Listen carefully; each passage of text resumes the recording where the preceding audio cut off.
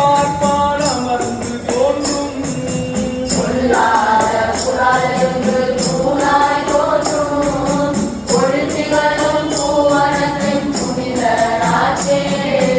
அடைமறைந்த மழுவானும் மானும் தோன்றும்